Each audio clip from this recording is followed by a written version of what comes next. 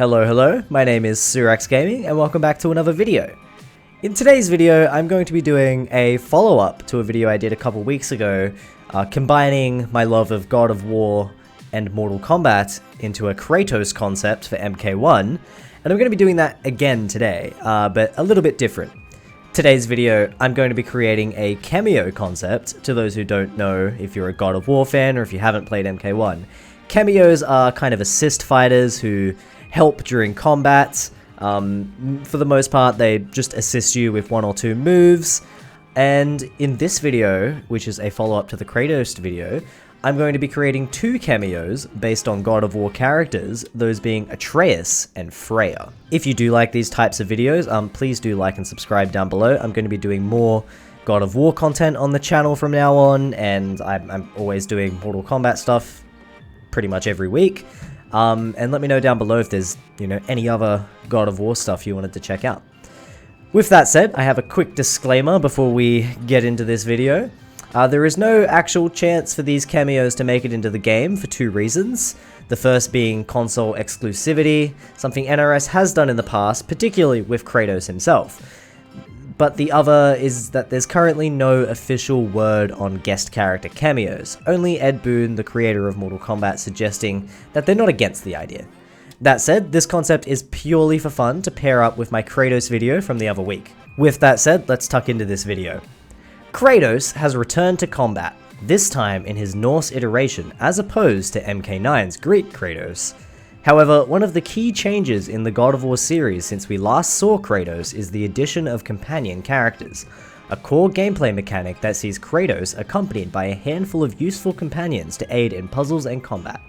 The most notable of these companions is Atreus, Kratos' son and boy, with the other being Freya from Ragnarok, a Norse goddess hell-bent on revenge against the Allfather.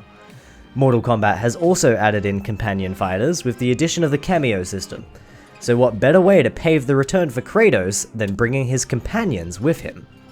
Please note that whilst yes, Atreus is a young boy, even in the Ragnarok iteration, which is what this concept will draw from, cameo fighters do not have fatalities performed on them, so you will not see anyone decapitate Atreus in this game.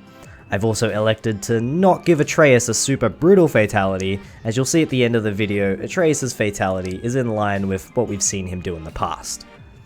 Cameos in Mortal Kombat 1 have 3 to 4 moves, each that can be used as either an ambush attack, meaning that your fighter that you're playing as will continue his combo whilst the cameo attacks, and support attacks, in which an animation plays that stops you from moving whilst the cameo does their attack.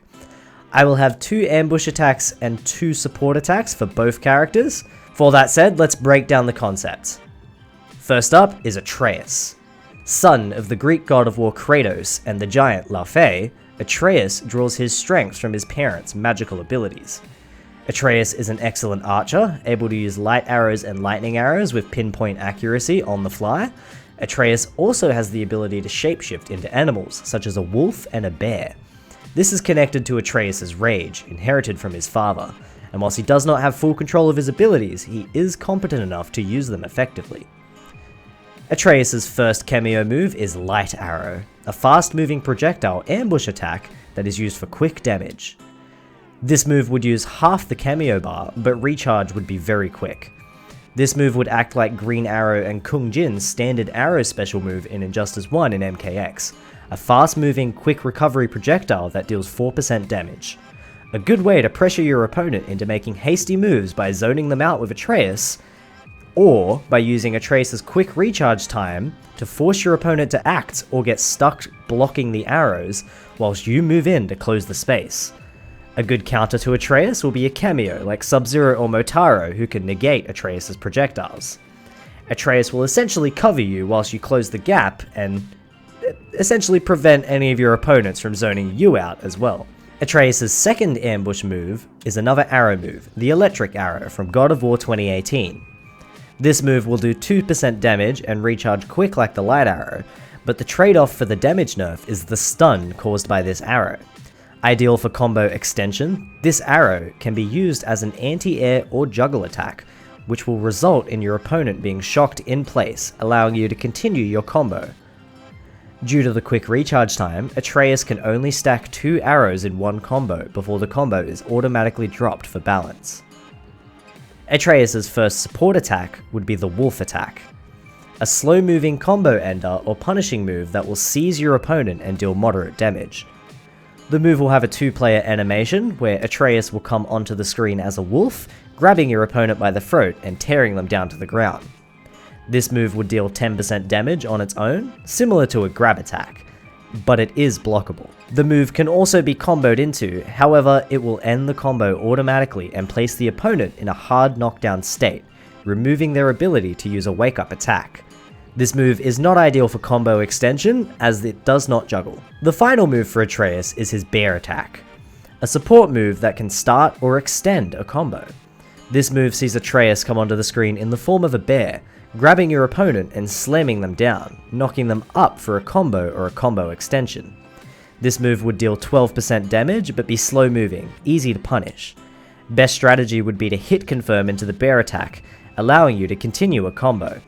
If a bear attack and an electric arrow are used in the same combo, it will reset Atreus' full cameo meter and he will need to recharge fully after this, meaning that you cannot stack more than 1 bear attack and 1 electric arrow to extend the combo. Fatal Blow. To initiate a Fatal Blow, Atreus will kick the opponent, knocking them back. Then he will fire 3 arrows into their chest, neck, and head, with the X-ray move being the final arrow that pierces and shatters his opponent's skull, before the main fighter does their X-ray attack. For Atreus' fatality, I drew inspiration from the 2018 mechanic of Atreus destroying cursed masks to open chests. For my vision, Atreus will pull one of these Nordic masks out of his inventory and place it on the opponent's face, cursing them. He would then pull out his knife and jam it into their forehead, through the mask, breaking the cursed mask and causing his opponent to burn as the curse is broken, killing them. This fatality would be quick like a cameo fatality and brutal in its own sense, but there would be next to no gore associated with Atreus' fatality. It's effective, and it's to the point. With Atreus done, let's move on to the other side of this concept, Freya. The Vanir goddess of war, fertility, sex, Sindel with Freya cameo for MILF dominance, love, gold, and many more things. Freya is an integral ally to Kratos during Ragnarok. Freya is just as equally bent on killing her enemies, understanding that some beings simply need to be destroyed. Freya is a proficient archer, similar to Atreus, and former Valkyrie who once warred with Odin himself. Freya would have 2 arrow moves like Atreus, but they will operate differently, and her support attacks would be unique to her skill set, including her ability to attack with her Valkyrie wings and her Bifrost-coated blade. Freya's first move would be her own version of the light arrow move that would operate almost exactly the same as Atreus's, but have its own visual effect. The sonic arrow would be a quick recharging, deals 4% damage, and is ideal for zoning or to pressure your opponent into blocking whilst you close the gap.